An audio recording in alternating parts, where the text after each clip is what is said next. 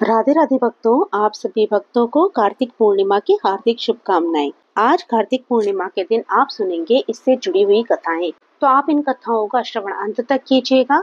अच्छी लगे तो लाइक कीजिएगा और अगर आप मेरे चैनल पे नए हो तो प्लीज मेरे चैनल को सब्सक्राइब करना मत भूलिएगा। पूर्णिमा की पौराणिक कथा के अनुसार तारकासुर नाम का एक असुर था जिसके 3 पुत्र थे, तारकाक्ष, कमलाक्ष और विद्युन्माली।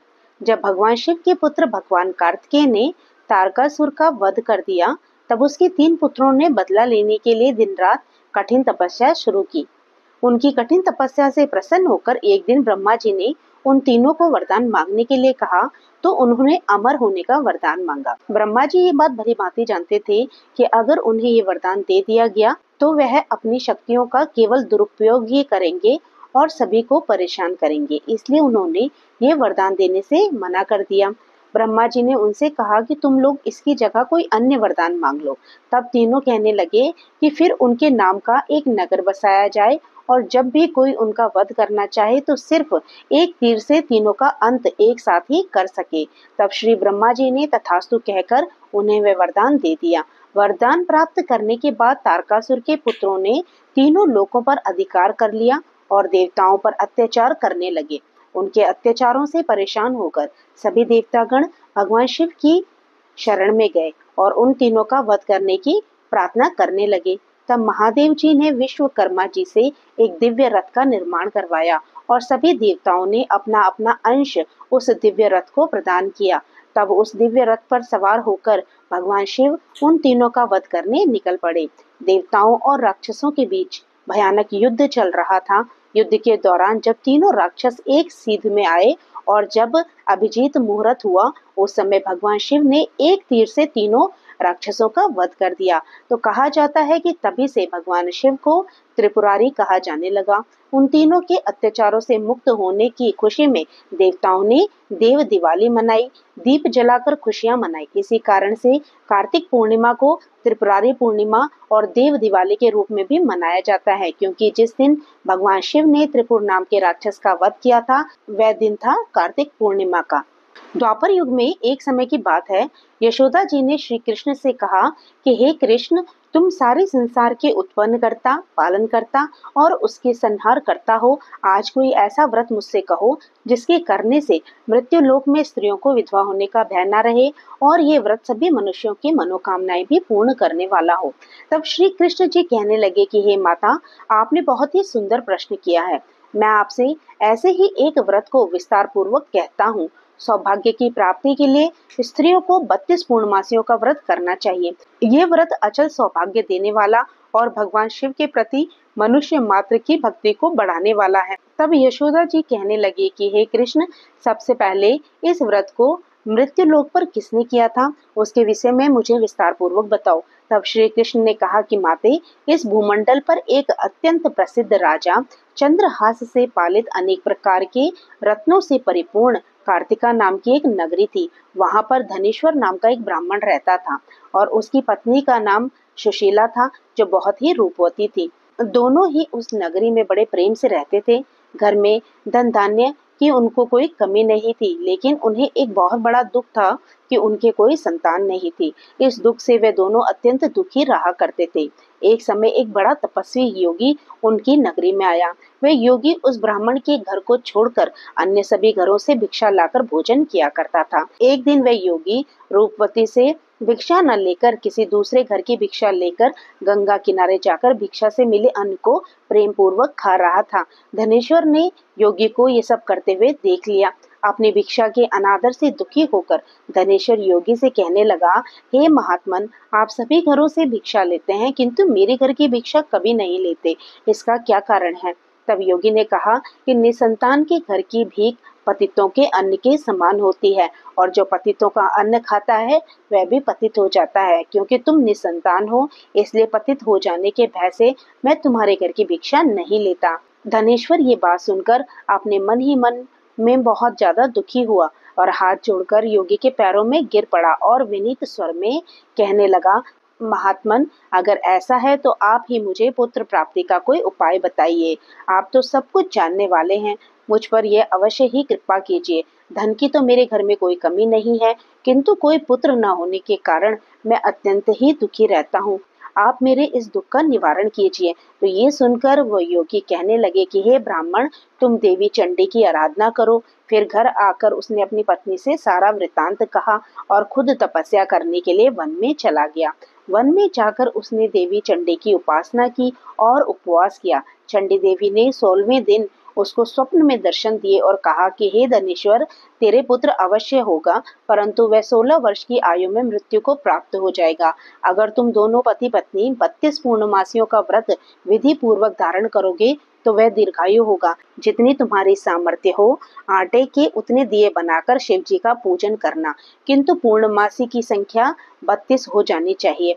प्रातः काल होने पर इस स्थान के पास ही तुम्हें आम का एक वृक्ष दिखाई देगा। उस पर चढ़कर तुम एक आम तोड़कर अपने घर ले जाना और अपनी पत्नी से सारा वृतांत कहना। ऋतु स्नान के बाद वह स्वच्छ होकर श्री शंकर जी का ध्यान करके उस फल को खा लेगी। तब भगवान शंकर की कृपा से उसको गर्भ ठहर जाएगा। जब वह ब्राह्मण प्रातः काल उठा तो उसने उस स्थान के पास एक आम का पेड़ देखा, जिस पर एक अत्यंत सुंदर आम का फल लगा हुआ था।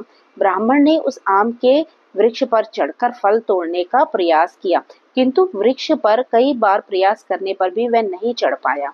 अब तो ब्राह्मण को बड़ी ही चिंता हुई।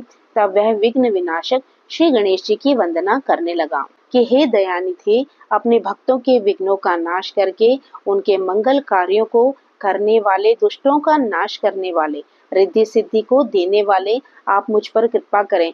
प्रभु, आप मुझे इतना बल दे कि मैं अपने मनोरथ को पूर्ण कर सकूं। इस प्रकार सच्चे मन से गणेश भगवान की प्रार्थना करने पर वह भगवान की कृपा से वृक्ष पर चढ़ गया। वृक्ष पर से फल तोड़कर उसने घर आकर अपनी पत्नी को वह फल लाकर दे दिया और उसकी पत्नी ने अपने पति के कहे अनुसार उस फल को खा लिया और वह गर्भवती हो गई।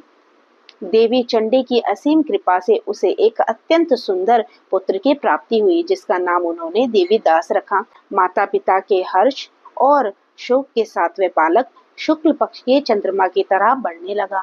देवी की कृपा से वह बालक बहुत ही सुंदर, सुशील और विद्या में निपुण हो गया। देवी की आज्ञा के अनुसार उसकी माता ने 32 पूर्णमासियों का व्रत करना भी आरंभ कर दिया, जिससे कि उनका पुत्र बड़ी आयु वाला हो। 16वां वर्ष लगते ही देवीदास के माता पिता को बड़ी ही चिंता हो गई कि कहीं उनके पुत्र की इस वर्ष मृत्यु न हो जाए। इसलिए उन्होंने अपने मन में विचार किया कि अगर ये दुर्घटना उनके सामने हुई तो वह कैसे सहन कर सकेंगे। इसलिए उन्होंने देवीदास के मामा को बुलाया और कहा कि हमारी इच्छा है कि देवीदास 1 वर्ष तक काशी में जाकर विद्या अध्ययन करे और उसको तुम अकेला कभी मत छोड़ना, इसलिए तुम भी उसके साथ चले जाओ और 1 वर्ष के बाद इसको वापस ले आना। सारा प्रबंध करके उसके माता पिता ने काशी जाने के लिए देवीदास को एक घोड़े पर बिठाया और उसके मामा को उसके साथ कर दिया, किंतु बालक के अल्पायु होने के बाद बालक को या उसके मामा को नहीं कही। धनेश्वर ने अपनी पत्नी के साथ मिलकर अपने पुत्र की मंगल कामना और दीर्घायु के लिए भगवती की आराधना और 32 पूर्णमासियों का व्रत जारी रखा और इस प्रकार बराबर 32 पूर्णमासियों का उन्होंने व्रत पूरा किया। कुछ समय बीतने के बाद एक दिन दोनों मामा और भांजे रास्ते में रात बिताने के लिए किसी गांव में ठहरे हुए थे। उस दिन उस गांव में एक ब्राह्मण की अत्यंत सुंदरी, सुशीला, विदुषी और गुणवती कन्या का विवाह होने वाला था। जिस धर्मशाला के अंदर वर और उसकी बारात ठहरी हुई थी, उसी धर्मशाला में देवीदास और उसके मामा भी ठहरे हुए थे। संयोगवश कन्या को तेल आदि चढ़ाकर मंडप आदि का कर्म किया गया तो लग्न के समय वर को धनुर्वात हो गया। वह हिलने डुलने और चलने में बिल्कुल असमर्थ हो गया। तब वर के पिता ने अपने परिवारजनों से परामर्श करके निश्चय किया कि ये देवीदास मेरे पुत्र जैसा सुंदर है, मैं इसके साथ ही लगन करा दूं और बाद में विवाह के सभी कार्य मेरे पुत्र के साथ संपन्न हो जाएंगे। ऐसा सोचकर देवीदास के मामा से आकर वह बोला कि तुम थोड़ी देर के लिए अपने भांजे को हमें दे दो, जिससे विवाह के लग्न का सारा कार्य सुचारू रूप से हो सके। तब उसका मामा कहने लगा कि जो कुछ मधुपर्क आदि कन्यादान के समय वर को मिले वह सब हमें दे दिया जाए, तो मेरा भांजा इस बारात का दूल्हा बन जाएगा। ये बात वर के पिता ने स्वीकार कर ली और तब मामा ने अपना भांजा वर बनने को भेज दिया और उसके साथ विवाह के सभी कार्य रात में विधि पूर्वक संपन्न हो गए। जब रात को भोजन का समय आया तो पत्नी के साथ बैठकर देवीदास भोजन नहीं कर सका और मन में दुखी होकर सोचने लगा कि न जाने ये स्त्री कैसी होगी। वह एकांत में इसी सोच में पड़ा हुआ था कि उसकी आंखों में आंसू आ गए। तब उसकी पत्नी ने पूछा कि क्या बात है, आप इतने उदासीन और दुखी क्यों हो रहे हो। तब उसने वह सारी बातें जो वर के पिता और उसके मामा के बीच हुई थी वधु को बता दी। तब वह वधु कहने लगी कि ये ब्रह्म विवाह के विपरीत कैसे हो सकता है। देव, ब्राह्मण और अग्नि के सामने मैंने आपको ही अपना पति बनाया है, इसलिए आप ही मेरे पति हैं। मैं आपकी पत्नी रहूंगी, किसी अन्य की बिल्कुल नहीं हो सकती। तब देवीदास ने कहा कि ऐसा मत करो, क्योंकि मेरी आयु बहुत थोड़ी है। मेरे मरने के बाद तुम्हारी क्या गति होगी, इस बात को तुम अच्छे से सोच लो। परंतु वह लड़की दृढ़ विचारों वाली थी और वह कहने लगी कि जो आपकी गति होगी वही मेरी भी होगी। हे स्वामी, आप उठिए और भोजन कीजिए, आप निश्चय ही भूखे होंगे। तब देवीदास और उसकी पत्नी ने मिलकर भोजन किया और रात में वह सो गए। प्रातःकाल देवीदास ने अपनी पत्नी को 3 नगों से जड़ी हुई एक अंगूठी और एक रुमाल दिया और बोला, प्रिय, इसे संकेत समझकर रखो और शांत हो जाओ। मेरा स्मरण और जीवन जानने के लिए एक पुष्प वाटिका बना लो, उसमें सुगंधी वाली एक नव मल्लिका लगा लो। उसको हर दिन जल से सींचना और आनंद के साथ खेल कूदना और उत्सव मनाना। जिस समय मेरी मृत्यु का समय होगा यह फूल सूख जाएंगे और जब ये फिर से हरे भरे हो जाएं तो समझ लेना कि मैं जीवित हूँ। ये बात निश्चय करके समझ लेना और इसमें कोई संशय मत करना। ऐसा समझा बुझाकर वह चला गया। प्रातःकाल होते ही वहां पर गाजे बाजे बजने लगे। जिस समय विवाह के कार्य समाप्त करने के लिए वर तथा सभी बाराती मंडप में आए तो कन्या ने वर को भली प्रकार से देखकर अपने पिता से कहा कि ये मेरा पति नहीं है। मेरा पति वही है जिसके साथ मेरा रात में विवाह हुआ था। इसके साथ तो मेरा विवाह नहीं हुआ। अगर ये वही है तो बताए कि मैंने इसको क्या दिया था और रात में हमारे बीच में क्या गुप्त बातें हुई थी, वह सब ये बताए। पिता ने उसके कहे अनुसार वर को बुलाया और कन्या की सारी बातें सुनकर वर कहने लगा कि मुझे कुछ नहीं पता। इसके बाद वह लज्जित होकर अपना सा मुंह लेकर वहां से चला गया और सारी बारात भी अपमानित होकर वहां से लौट गई।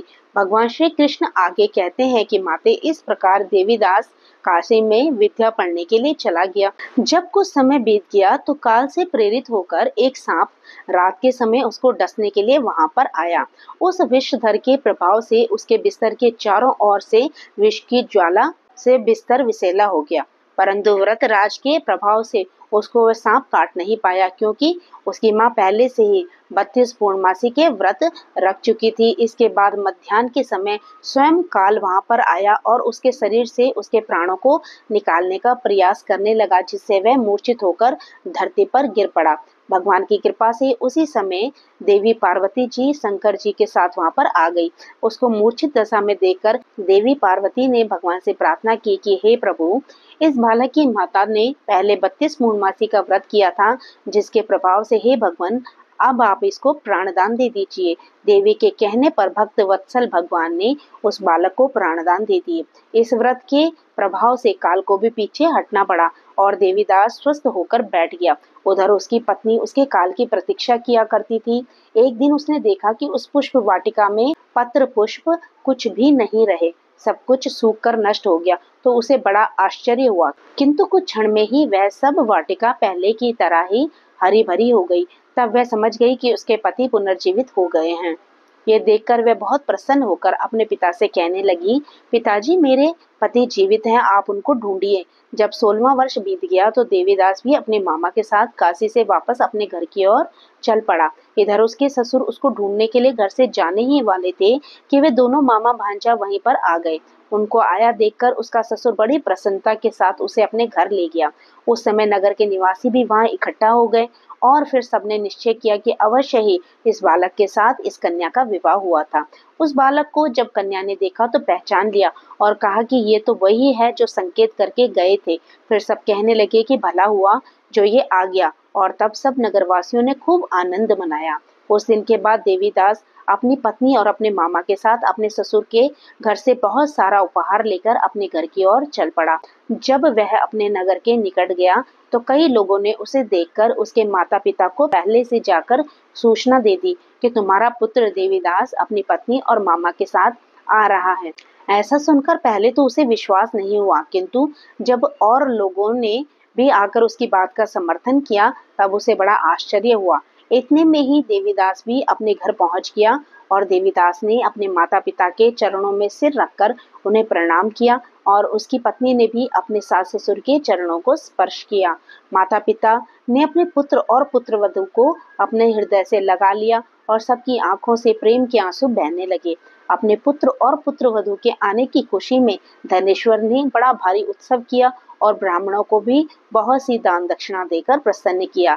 भगवान श्री कृष्ण कहने लगे कि माते, इस प्रकार धनेश्वर 32 पूर्णमासियों के व्रत के प्रभाव से पुत्रवान हो गया।